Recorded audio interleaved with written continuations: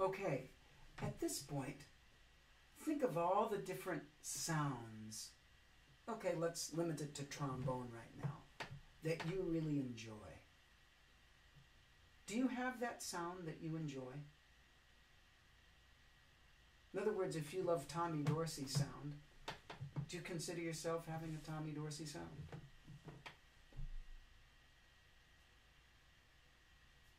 And think of other great orchestral players. Think of the sounds that you like, that you've heard from some of them. Do you try to incorporate that into your playing? That's fine.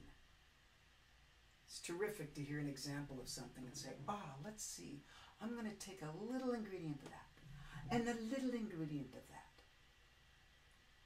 What is it to find our own sound? So take a piano, for example. There's different kinds of pianos, right? Steinway, Baldwin, right? Yamaha. There's many different types of pianos and many styles of piano on top of that. Depending on the construction, the materials used, and the artistry of the craftsperson building it, there will be a particular sound from this piano. And the piano has a tone of its own embodiment. You can go up to, anyone can go up to a great Steinway and go boing, and probably get a basic resonance that would be of that quality. Now, a great musician, pianist playing that piano would be able to do all sorts of different things to it, make it sound like a totally different instrument. And someone else who's a great artist, musician of the piano could sit down and sound totally different too. Now, on the trombone, we can see that it's not quite like the piano.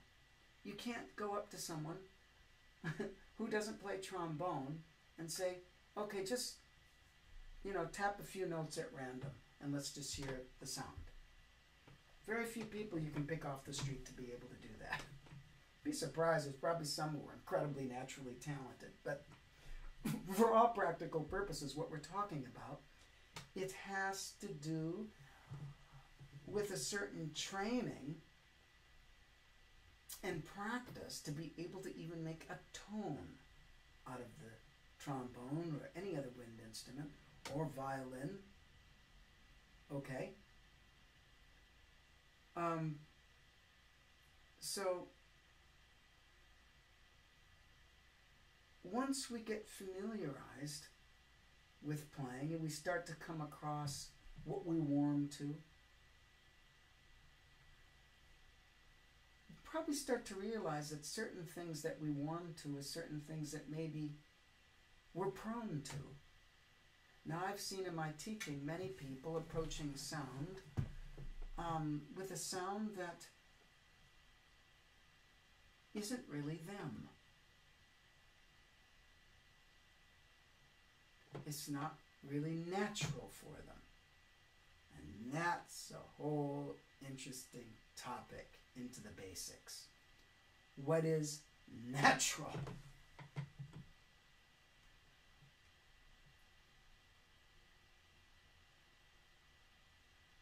When you speak, were you trained to have a certain timbre to your voice? Now, I never remember my mother, father, or grandparents sitting down with me and saying, now look, when you say, I want some water, or even before that, say da. Now, maybe they were going up to me and saying da, say mama, okay? And maybe they were putting their own thing to it, which I'm sure they were. But they weren't saying, now do it with a more open throat. Now make sure you're getting a lot of resonance on ma, da. They were putting that kind of qualification on it. And this is where a musical approach to the basics starts to get very, very interesting. At the level of what is basic to the design of any particular person.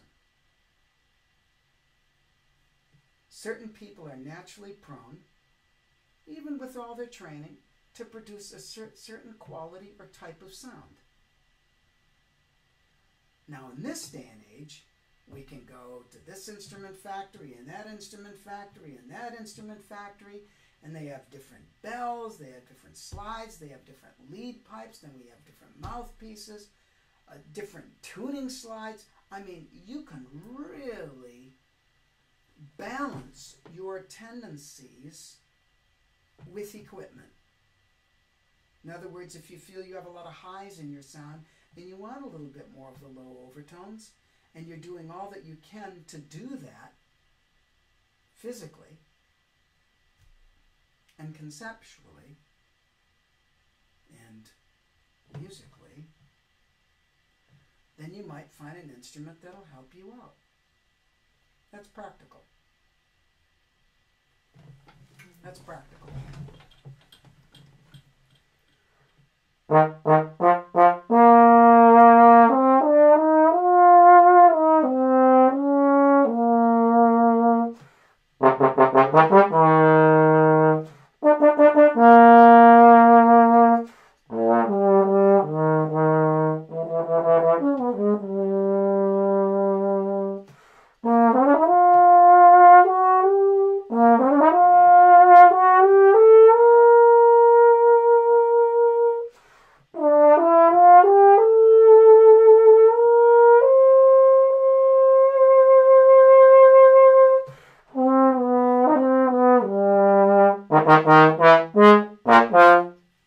Now,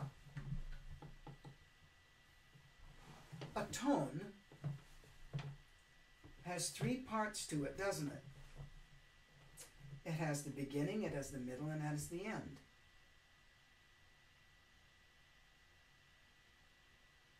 So when working on tone, how can we not be working on articulation? How can we not be working on the end of a note? And so at first, you might try to have a response to the note that speaks right away. And this is where the little beat comes in handy. Make sure that it's there. But it's not to crunch down on this or crunch down on the corners. That's not what I'm talking about. I'm talking about make sure they're placed. And make sure that there's a movement of air that bases itself in a direction of rhythm. Okay? And with that, you'll be able to feel more and more vibration in the lip. Now, a lot of times we think more is better, but not necessarily. It depends on the kind of vibration we're going for. I mean, when we think of working on tone, we think of working on, very long tone type things. Long tones work on tone. Well, yes, they also work on other things if you're into doing them. But also, working on short playing is working on tone. Isn't there still tone and sound coming out in short notes?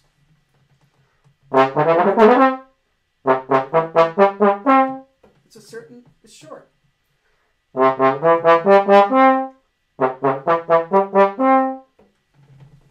Still working on sound. And this is where making sure a practice diet doesn't lead us down a road where we're just falling in love with one thick, heavy tone and forget to integrate that with different styles. Why should different styles of playing have the same tone? In basic production, in terms of ease and efficiency, yes. But in terms of timbre,